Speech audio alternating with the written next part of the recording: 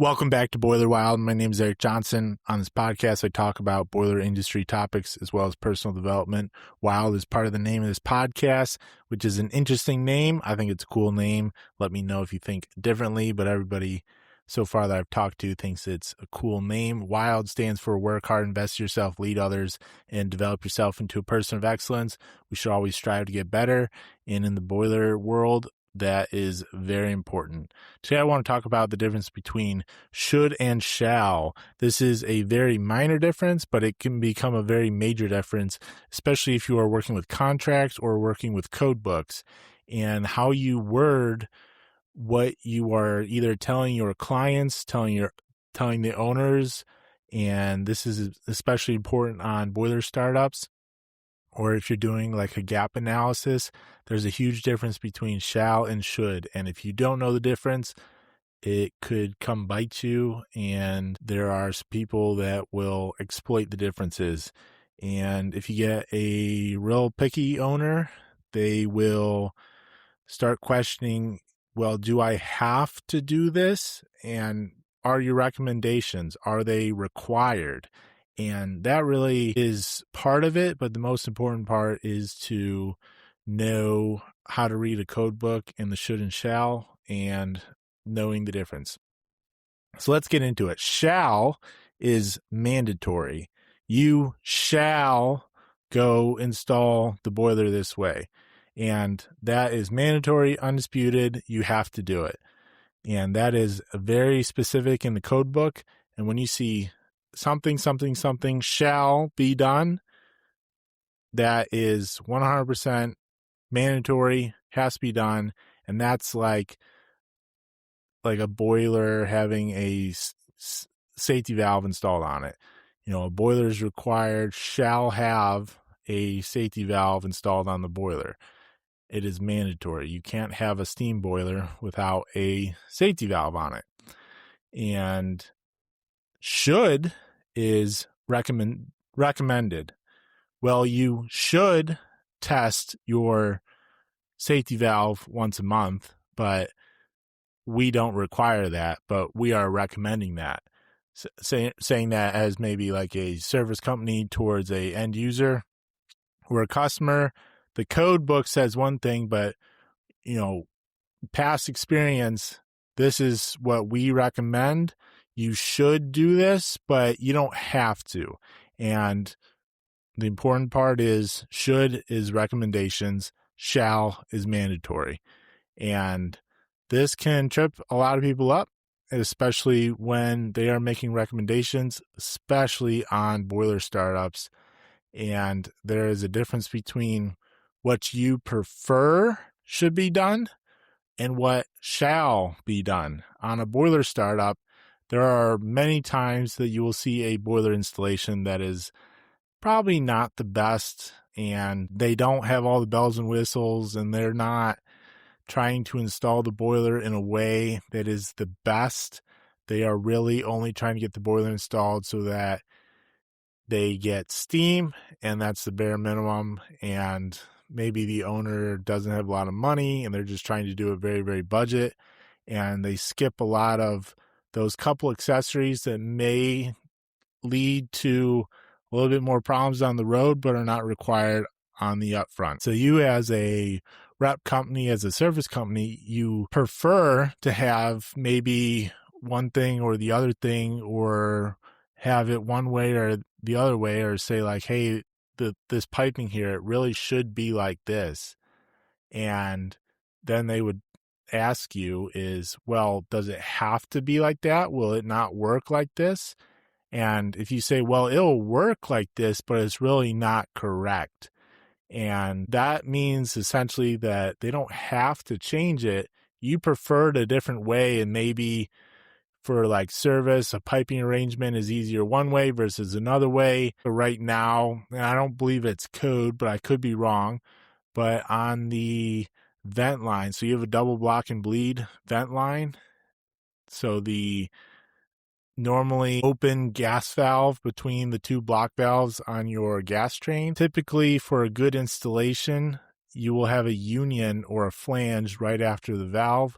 so that you can easily inspect the outlet of the valve, see if it's leaking by, and disconnect it from the vent line that is going out of the building so that you can easily remove the valve and do maintenance on the gas train.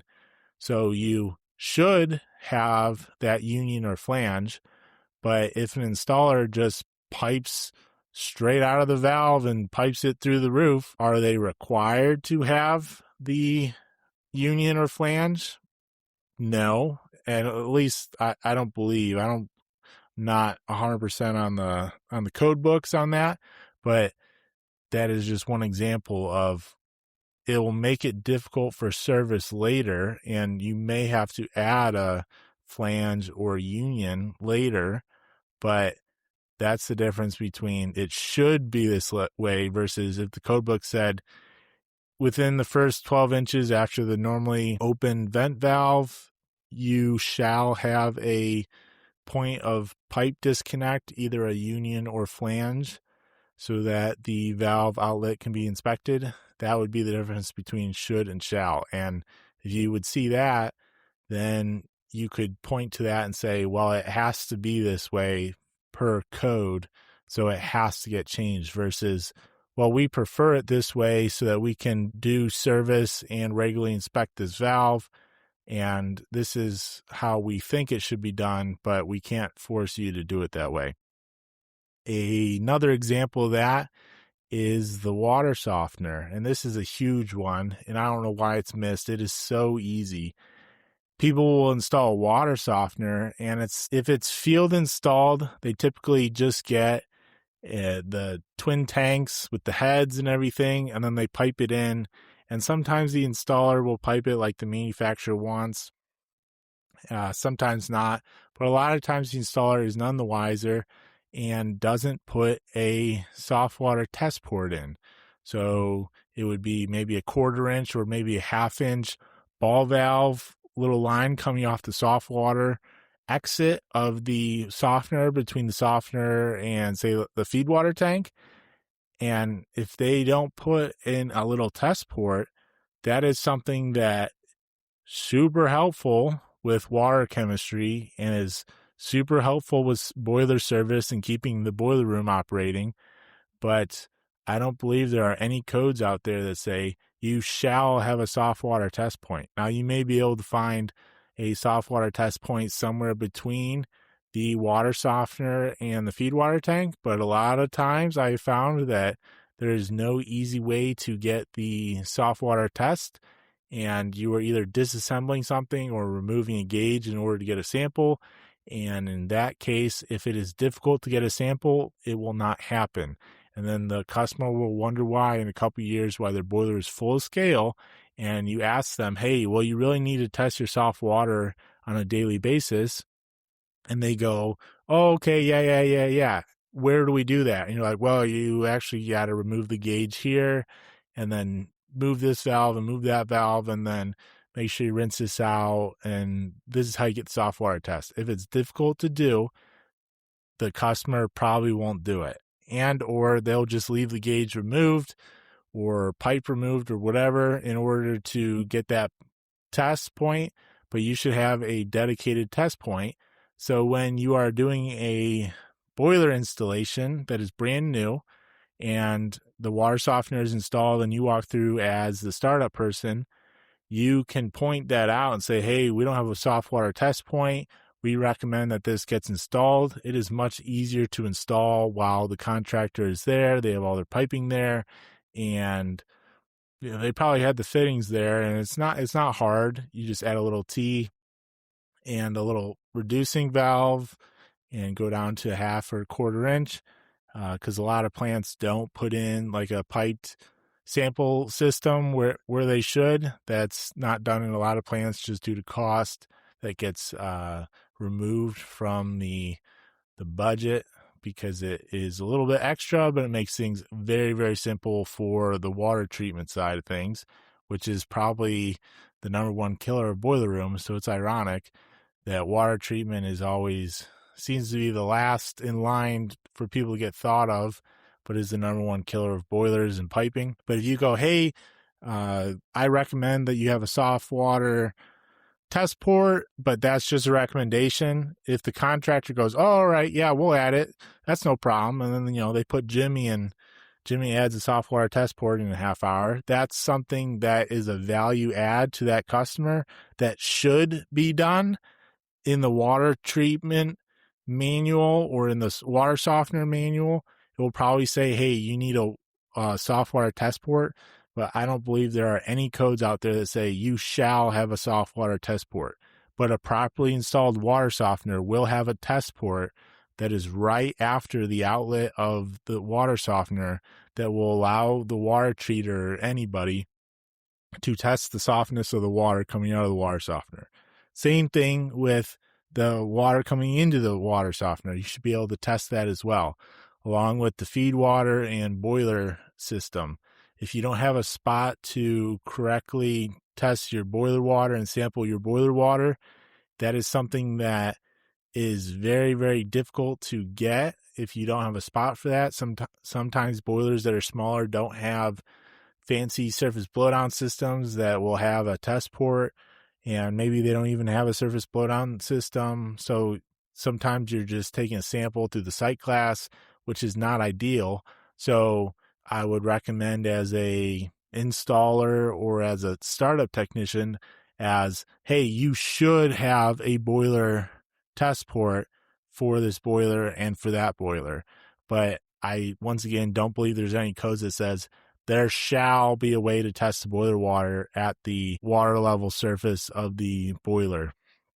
The boiler water that is going to be sitting on top of the surface, so the first 6 inches, that's what is going to be coming out of that surface blowdown piping, is going to be different than the boiler water that is sitting on the bottom of the boiler and is going to be coming out of the blowdown piping for the bottom blowdown. That is a huge differential that you need to keep in mind. So if they say, well, just blow down the boiler and get the water coming out of the blow-off tank, well, then you can say, well, actually the blow-off tank is having cooling water also mixed into it, so that's a diluted sample. And then I've had people tell me, well, shut off the cooling water and get your sample of it running out of the blow-off tank. So, and I've had to do that before in getting a boiler water sample because there was nowhere else to get it. And you shut off the cooling water, you run the blowdown a little bit, and yes, it's hotter than 140 degrees going down the drain, but you got to do what you got to do. And obviously don't do that with PVC drain pipes because you will melt them.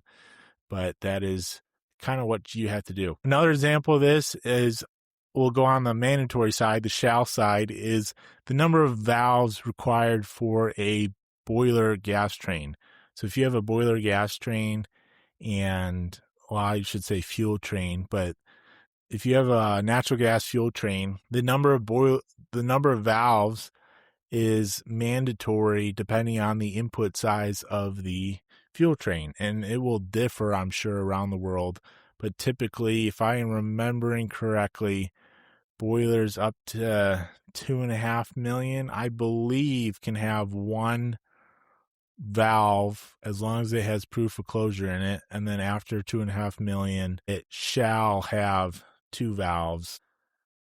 One of them, the downstream one, shall have proof of closure. That is an example. Don't quote me on that. I'm a little rusty on, but any large boiler, say 20 million BTU input, shall have 2 block valves, and it shall have a bleed valve that is normally open. That is why you always see that as a standard on the fuel train. That's why you don't see 1 gas valve randomly or 3 gas valves. I'm sure you could have 3 gas valves if you really wanted to, but 2 are mandatory. So in the code books, it says shall be done. And when you order your boiler or any other equipment, any manufacturer is going to follow the code. So if you say, hey, this is the standard codes for our system and this is the codes for the area and all that stuff, they'll make sure that it follows the requirements, but they know the requirements of the boiler that they're building. So if you're building a boiler that's 500 horsepower, they know what is required to be on that boiler and how to build it for ASME and all that stuff. So they take care of that, but it's really the install side of things where things start breaking down, and it comes down to the installation company and the inspector. And I know a lot of times you would think in a perfect world that the inspector would catch everything, but they don't. And that's why boiler startup is so critical for you to catch those shall things that are lacking from the installation versus the should things, which are just recommendations and maybe can be done in the future, maybe can be done now if they have the budget. But when you are writing up recommendations, if you have a report and somebody really scrutinizes the report, you need to make sure that you are writing up should and shall correctly, because if you write up, you shall have a soft water test point, they'll be like, well, what's the code for that? And then you may come back and say, oh, well, that was just a recommendation. They'll say, well, you acted like you said it was basically required here. And, oh, well, we recommend that it's required for a good water treatment program, but it's not a code. And a lot of people are sticklers with that, especially when money is running out at the end of a project. And maybe there's been a lot of delays with the boiler system and they are just trying to get things done. I've seen it time and time again. And you have to be careful with what you write up in your recommendations, because as a boiler startup person, as an installer, you may see things that you prefer, but once again, your client will say, well, is this mandatory? Is this code? And a lot of times you have to back things up with, this shall be done this way. Like another good one is the non-return valve and the isolation valve on top of a steam boiler on the steam outlet. You shall have a non-return valve when you have a manway on your boiler and have two boilers and battery and have them connected together if it's a high pressure steam boiler. Like, that's a requirement. So you can't just pipe up two high pressure steam boilers and pipe them together into a header and not put valves on the steam outlet. Another shall requirement is that there has to be a spool piece, and that's the near boiler piping. If a spool piece is required on the boiler piping that is coming off the header, sometimes you can sit the valves right on the boiler.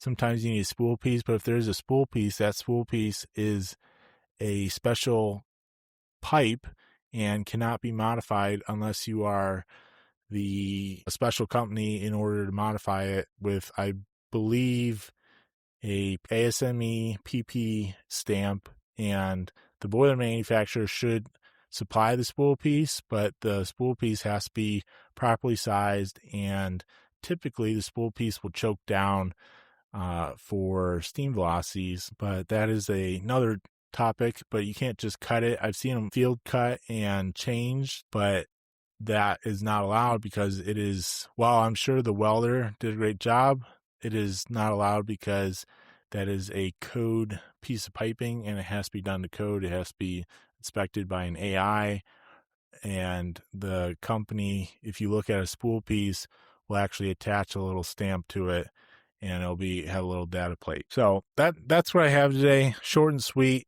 Make sure you are recommending things that should be done to your clients. Those are value add. And then make sure that you are pointing out things that shall be done, which are code requirements and have to be changed and are not correct. Make sure you know the difference. Make sure you inform your coworkers of the difference. And when you are reading your code book or you are reading instructions or recommendations, make sure you are using should and shall correctly. That is always a wise choice. And when I see those words used, especially if somebody just uses should, I know that that is a recommendation, and shall, hopefully that they know, is a requirement. That is an easy way to distinguish them. And in the chaos of the boiler startup and however long that takes, there are going to be a lot of recommendations and a lot of misses that were missed on the installation, but you have to be specific on what is required and what you prefer.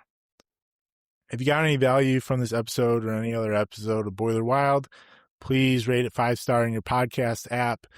We are getting a couple more 5 stars. That is great. It helps others find this podcast. Share this with a coworker or a friend. If you enjoy this, I have 71 episodes so far, so we are rolling along, steaming along with this podcast, and we'll be not too far from 100 come summertime sometime. So I hope you enjoyed it. I hope you have a great day and stay wild.